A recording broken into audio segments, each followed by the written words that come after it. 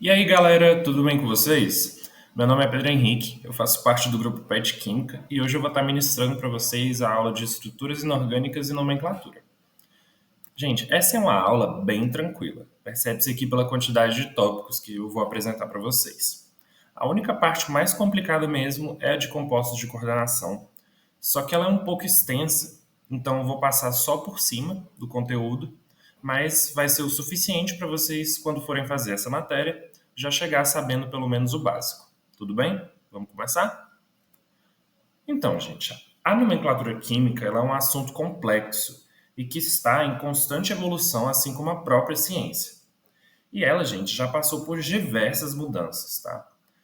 Até que em 1971, a International Union of Pure and Applied Chemistry, a IUPAC, que a gente bem conhece, lançou novas recomendações para nomenclatura em química inorgânica.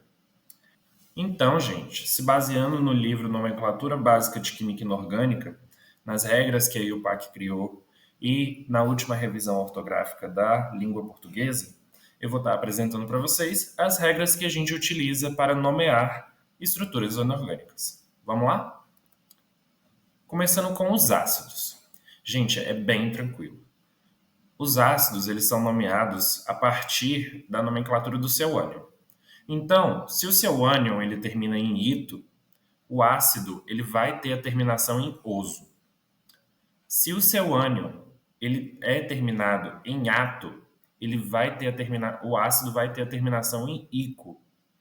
E por fim, se o ânion tiver a terminação em eto, o ácido vai ter a terminação em hídrico. Tem até um macete que é bem engraçado, na verdade, que às vezes os professores do ensino médio ensinam, que é mosquito teimoso, te mato, te pico, te meto no vidrico. Então, se você grava esse macete, você grava o jeito que a gente nomeia os ácidos inorgânicos. E aqui a gente tem alguns exemplos. O ácido clorídrico, ele vem do ânion cloreto. O ácido clórico, ele vem do ânion clorato. E o ácido sulfuroso, ele vem do ânion sulfito. E a gente tem alguns outros exemplos de ânion, gente. A gente tem um brometo, sulfeto, hipoclorito, nitrato, sulfato, carbonato e assim vai. Para as bases, a gente sempre vai nomeá-las como hidróxido de e o nome do cátion. Então, sempre vai seguir essa regra. É ainda mais fácil do que nomear os ácidos. Aqui a gente tem alguns exemplos. A gente tem o hidróxido de ferro 2, ou hidróxido ferroso. Eu já vou explicar isso para vocês. Hidróxido de magnésio e o hidróxido de cálcio. No caso do hidróxido de ferro 2, ele tem essa representação diferente porque o seu cátion ele apresenta mais de um número de oxidação. Então, quando isso acontecer, quando o cátion tiver mais de um NOx, a gente sempre vai representar o seu NOx em algarismos romanos e entre parênteses. Então, por isso que fica hidróxido de ferro 2. Mas a gente também pode representar essa variação de NOx, esses diferentes NOx de um cátion, utilizando o sufixo oso, como, por exemplo, hidróxido ferroso. Mas também há o sufixo ico. No caso, a gente utilizaria para o hidróxido de ferro 3, que também pode ser chamado de hidróxido férrico. Então, tem casos em que pode ocorrer cátions com mais de um NOx e a gente pode representá-los dessas duas formas. Ou com o seu NOx em algarismos romanos, entre parênteses, ou utilizando os sufixos oso ou ico. Para o caso de sais, é só você juntar o nome do ânion com o nome do cátion. Então fica o nome do ânion de o nome do cátion. Vamos ver alguns exemplos para deixar isso claro? No caso do cloreto de sódio. Cloreto de sódio, ele vem do ácido clorídrico mais o hidróxido de sódio. Então, a gente pega o nome do ânion, que seria o cloreto, D, e o sódio, que é o nome do cátion. A gente tem o tricloreto de vanádio. Nesse caso, a gente tem mais de uma molécula de cloro nesse composto. Então, a gente representa essa quantidade utilizando o prefixo tri. Se tiver só uma, não precisa representar, como no cloreto de sódio. Se tiver duas, é dicloreto. Se tiver três, é tricloreto, e por assim vai. Nesse caso, como são três, a gente representa como tricloreto de vanádio.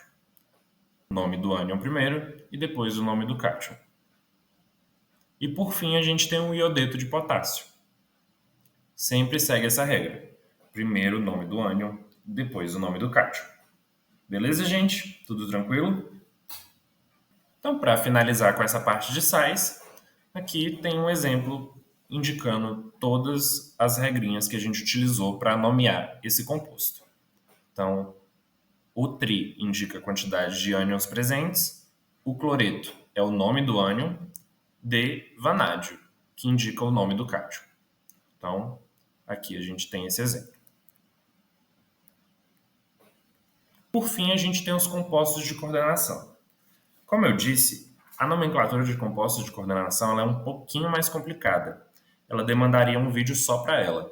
Então, eu vou estar passando aqui só por cima, para quando vocês forem fazer a matéria de química dos elementos de transição, vocês já terem uma ideia do que fazer para nomear um composto de coordenação.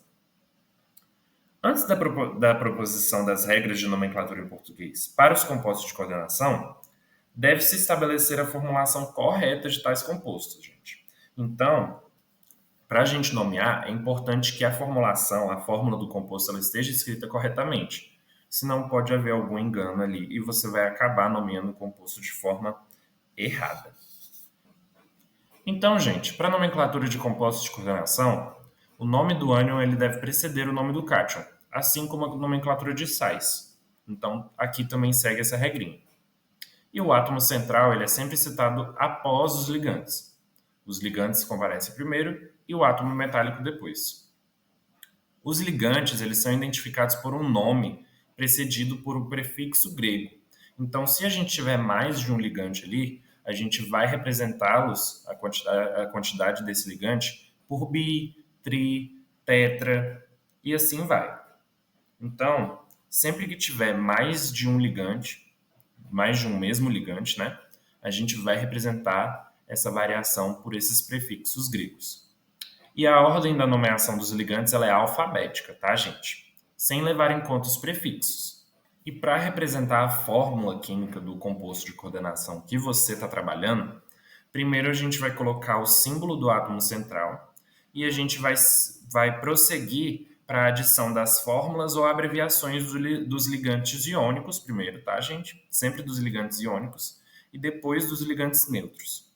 A fórmula do complexo ela vai ser encerrada entre colchetes, sempre colocando a sua carga caso haja, tá? Depois, dentro de cada classe ligante, as espécies elas vão ser colocadas em ordem alfabéticas. Lembrando que a gente não leva em consideração os prefixos gregos em relação à quantidade de ligantes que a gente tem ali. E por fim, caso haja muitos ligantes ou uma grande variação do mesmo ligante, a gente vai utilizar parênteses, tá?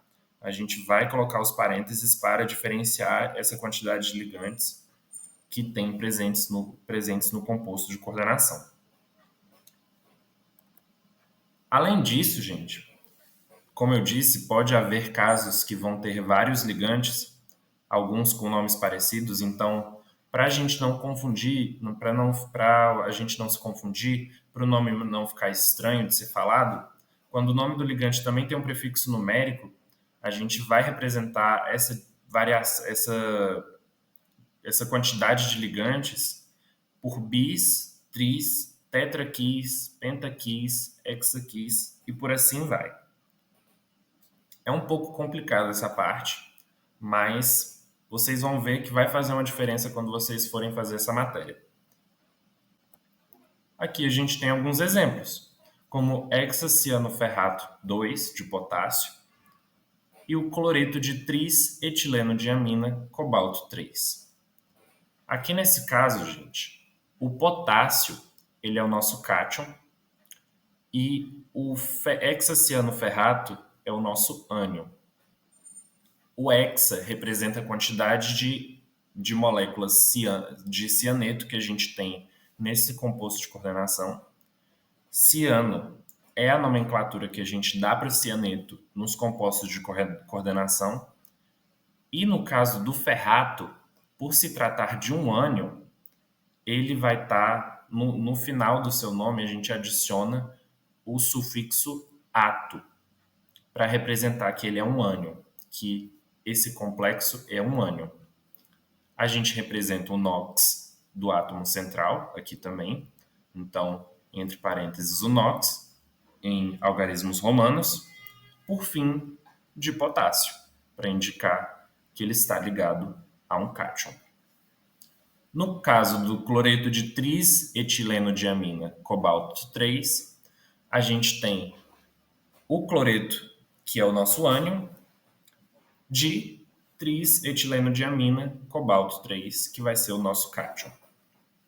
Então, a gente tem a etileno-diamina, tris representando a quantidade de moléculas de etileno-diamina que a gente tem no composto, e o cobalto 3 representando ali no final o seu NOx. No caso da etileno-diamina, ela tem uma abreviação, gente, quando a gente for fazer a sua fórmula química. Então, quando a gente for escrever a sua fórmula química, a gente não precisa escrever etileno-diamina por extenso. A gente pode colocar só EN. É uma coisa que foi determinada pela IUPAC, então vocês podem ficar tranquilos. Há vários outros ligantes que a gente pode utilizar uma abreviação para quando a gente for escrever a sua fórmula química. A gente tem o oxalato, que a gente só utiliza OX, a piridina, que a gente pode abreviar para PY, a bipiridina, que a gente também utiliza o PY, só que com o prefixo bi, então fica BP, BIPY, e por assim vai. Como também temos o dimetilsulfóxido, que ao invés de a gente escrever ele por extenso, a gente usa DMSO. Então tem vários casos em que os ligantes eles podem ser abreviados quando a gente for escrever a fórmula química. E é isso, gente. Essa foi a aula de hoje. Foi uma aula até que bem rápida. Eu falei que o conteúdo ia ser bem tranquilo. Então é uma coisa bem fácil de você sacar. Assim que você consegue fazer para um, você já consegue fazer para todos. E no caso de compostos de coordenação, é um pouco mais complicado, mas como eu disse, eu já passei o básico aqui. Quando vocês chegarem na matéria de química dos elementos de transição, vocês já vão saber pelo menos como nomear os compostos de coordenação mais simples. Então, eu espero que vocês tenham gostado da aula. Deixe o seu like, compartilhe aí para os seus amigos para dar uma força para o canal, se inscreva no canal. E é isso, gente. Bons estudos!